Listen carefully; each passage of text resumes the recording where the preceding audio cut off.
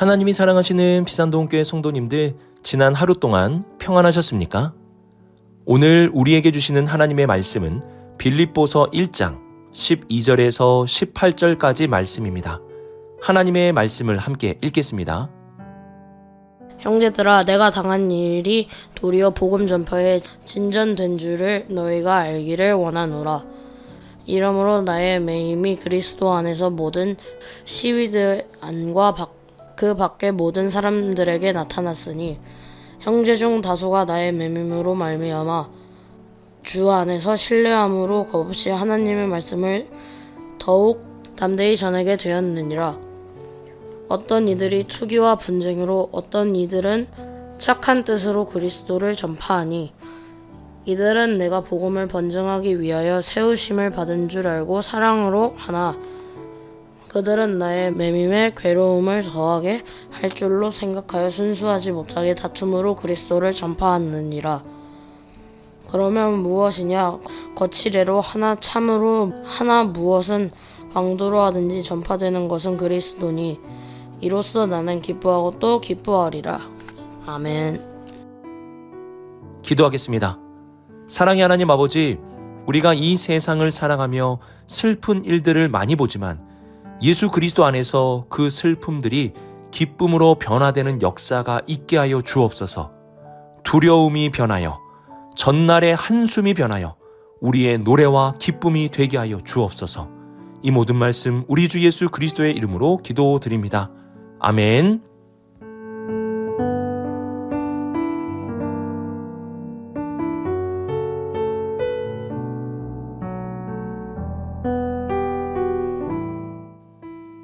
어제 말씀드렸듯이 빌립보서를 기록할 당시 바울은 감옥에 투옥되어 있었습니다. 감옥에 있다는 것은 모든 것이 멈추게 되었다는 뜻입니다.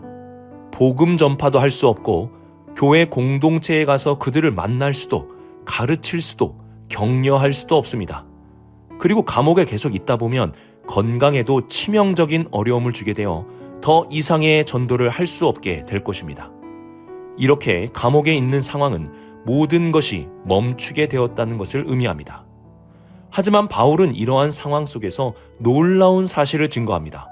12절을 보시면 바울은 우선 빌립보 교회 성도들을 형제들아 라고 부릅니다. 여기서 형제들아 라는 표현은 남자 성도만을 부르는 것이 아니라 남녀 성도 모두를 가리키는 호칭으로서 우리 모두 예수 그리스도 안에 한 형제요 자매라는 것을 의미합니다. 우리는 서로를 성도라 부르고 직분을 가지고 집사님, 권사님, 장로님 이렇게 부르기도 합니다. 하지만 우리가 잊어서는 안 될 중요한 호칭이 있습니다. 그것은 우리가 서로 가족이라는 형제, 자매입니다. 우리는 한 하나님 아버지를 모시고 사는 예수 그리스도 안에 있는 형제요, 자매입니다. 바울은 빌립보 교회 성도들을 가족으로, 형제로, 자매로 부르고 나서 내가 당한 일이 도리어 복음 전파의 진전이 된 줄을 너희가 알기를 원하노라 라고 말씀합니다. 빌립보 교회 성도들 중에는 바울이 감옥에 갇히게 되면서 모든 복음의 전진이 멈추게 된 것에 대해 염려하던 사람이 있었던 것으로 보입니다. 바울은 이러한 염려하는 성도들을 향해 알기를 원한다 라고 말씀합니다. 무엇을 알길 원합니까? 그것은 바울의 갇힘이 도리어 복음의 전진이 되었다라는 사실입니다. 감옥은 죄인들이 들어가는 곳이지만 바울은 그리스도 안에서 그리스도로 인하여 감옥에 갇히게 되었습니다. 이러한 사실을 시위대 안과 밖에 있는 모든 사람들이 알게 되었고 인정하게 되었다는 것입니다. 그들은 바울의 고난과 갇힘을 통하여 그리스도라는 이름을 듣게 되었고 그분으로 인하여 고난받는 바울의 담대한 모습과 그의 말을 통하여 복음을 듣게 되었습니다. 고난 속에 복음의 전진이 멈춘 것이 아니라 도리어 진전이 일어나고 있었다라는 사실입니다. 고난이 복음을 멈추게 하는 것이 아니라 도리어 복음을 전진하게 하는 통로가 되었던 것입니다. 그리고 14절에 보시면 형제 중에 다수가 나의 매임으로 말미암아 주 안에서 신뢰함으로 겁 없이 하나님의 말씀을 더욱 담대히 전하게 되었느니라 하고 말씀합니다. 바울의 고난이 주변 사람들의 사기를 떨어뜨리는 것이 아니라 오히려 고난 중에 있는 바울의 모습을 통해 주님을 더욱 신뢰하게 되는 계기가 되었다는 것입니다.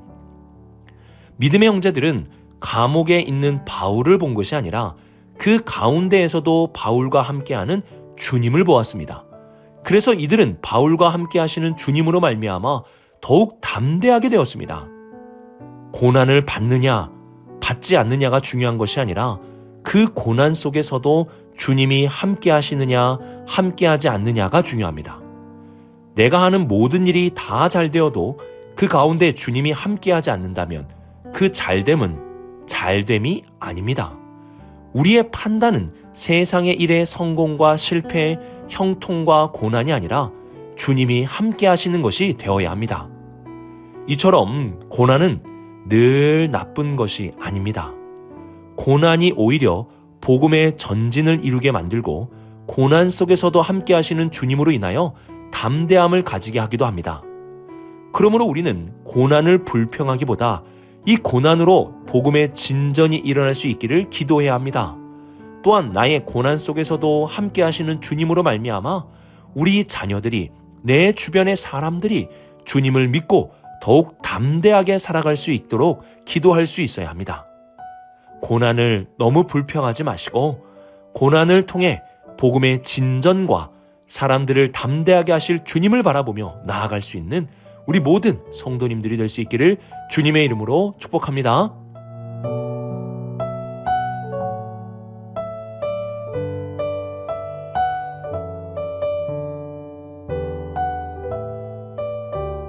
빌립보 교회 안에는 바울에 대해 호의적인 성도들만 있었던 것은 아니었습니다. 15절을 보시면 어떤 이들은 투기와 분쟁으로, 어떤 이들은 착한 뜻으로 그리스도를 전파하니 라고 말씀합니다. 빌립보 교회 안에는 투기로 분쟁을 일으키는 성도들이 있었습니다. 이들이 가지고 있는 투기와 분쟁은 바울에 대한 투기요, 바울로부터의 분쟁이었습니다. 16절은 사랑으로 그리스도를 전하는 사람들이 있었다는 것을 말씀하고 있지만 17절을 보시면 이러한 사랑함보다 다툼으로 그리스도를 전하는 자들도 있었다고 알려줍니다. 이들은 바울이 투옥되어 있는 상황을 기회로 여기며 사랑이 아닌 다툼으로 바울을 더욱 괴롭게 하는 자들이었습니다. 감옥에 있어서 아무것도 할 수 없는 바울보다 자신들이 더 뛰어나다고, 더 필요하다고 말했을 수도 있습니다. 이들은 바울이 감옥에서 나오지 않기를 바랬고 그곳에 계속 매여 괴로움 가운데 있기를 바랬던 사람들이었습니다. 우리가 오해하는 것들 중에 하나가 초대교회는 완벽했다라는 것입니다. 그래서 초대교회로 돌아가자, 그때가 완벽했으니 그때로 돌아가야 한다는 슬로건을 만들면서 외치기도 했습니다. 빌립보 교회는 초대교회들 중에 바울을 위하여 헌신적으로 도운 교회였지만 그 안에도 시기와 질투와 다툼의 일들이 있었습니다. 놀라운 것은 바울은 이러한 상황 속에서도 기쁨이 유지되고 있었다는 것입니다. 어떻게 바울은 자신을 미워하고 시기하는 사람들이 있었음에도 지속적으로 기뻐할 수 있었을까요? 기쁨은 성도들의 그리고 교회의 완벽함에서 나오는 것이 아니라 전해지는 그리스도로 인한 것이기 때문입니다. 그리스도가 전해지고 그리스도로 인하여 생명을 얻는 그 모습, 그러한 생명의 전진이 일어나고 있으니 바울은 크게 기뻐하게 된 것입니다. 그래서 18절에 이렇게 말씀합니다. 그러면 무엇이냐? 거칠애로 하나, 참으로 하나, 무슨 방도로 하든지 전파되는 것은 그리스도니 이로써 나는 기뻐하고 또한 기뻐하리라. 바울은 사람의 위대함이나 교회의 완벽함을 가지고 자신의 기쁨으로 삼지 않았습니다. 바울이 기뻐했던 것은 그리스도가 전해지는 것이었습니다. 바울의 기쁨은 오직 그리스도였습니다. 그리스도가 증거되는 것, 내가 감옥에 있었지만 이곳에서도 복음의 진전이 일어나는 것, 바울을 시기하고 질투하였지만 그래도 그들로 인하여 복음이 전파되는 것, 이것이 바울의 기쁨이었습니다. 찬송가 314장을 보시면 오늘 바울의 마음이 담긴 찬송 가사가 있는데요. 그 가사를 보면 이렇습니다. 이전엔 세상 나 기뻤어도 지금 내 기쁨은 오직 예수. 바울의 기쁨은 오직 예수님으로 인한 것이었습니다. 우리는 바울이 누린 그 기쁨을 발견해야 합니다. 왜냐하면 이 기쁨은 감옥 속에서도, 그리고 자신을 시기하고 질투하는 사람들이 질비한 상황 속에서도 누려질 수 있는 놀라운 기쁨이었기 때문입니다. 바울은 사람이나 세상의 낙을 자신의 기쁨으로 삼지 않고 오직 예수 그리스도 안에서 기쁨을 누렸습니다. 우리 성도님들도 바울과 같이 오직 예수 그리스도 안에서 이 놀라운 기쁨을 누리며 살아갈 수 있기를 주님의 이름으로 축복합니다.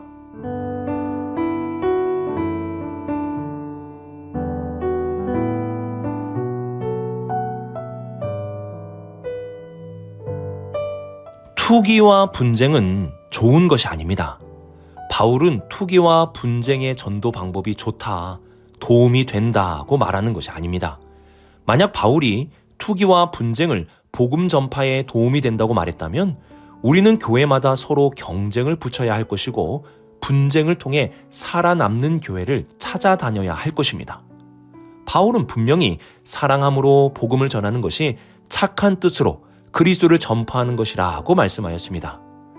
그럼에도 불구하고 바울이 시기와 분쟁으로 복음을 전했을 때 기뻐할 수 있었던 것은 전파되는 분이 그리스도였기 때문이었습니다. 그들의 방도, 시기와 질투와 거칠에는 기쁨이 될 수 없습니다. 하지만 전파되는 분이 그리스도였기에 바울은 기뻐했던 것입니다.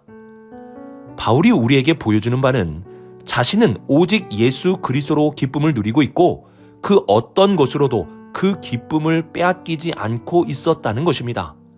자신을 시기하고 질투하고 분쟁을 일삼는 사람들이 자신의 눈에만 보인다면 바울은 아마도 기쁨을 빼앗겼을 것입니다. 하지만 바울의 눈에는 그들이 아니라 전파되는 그리스도만이 보였습니다. 그래서 기뻐할 수 있었던 것입니다. 사람을 보며 세상을 볼 때는 만족도 없고 상처와 아픔만이 남게 됩니다. 그러나 전파되는 그리스도를 바라보면 우리 마음에 기쁨이 충만하게 되는 것입니다.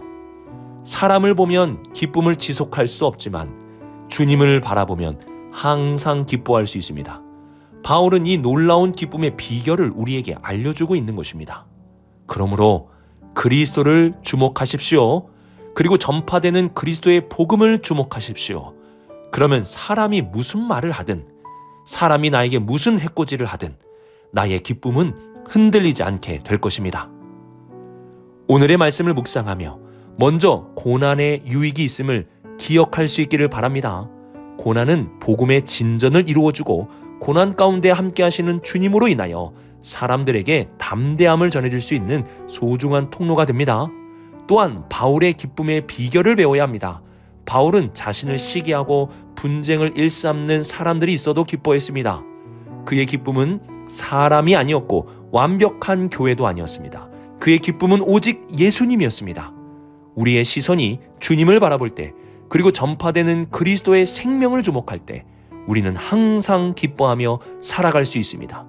오늘 하루도 바울에게 이 기쁨의 비결을 배워 고난 가운데서도 기뻐하고 기뻐할 수 있는 우리 모든 성도님들이 되시길 주님의 이름으로 축복합니다. 기도하겠습니다.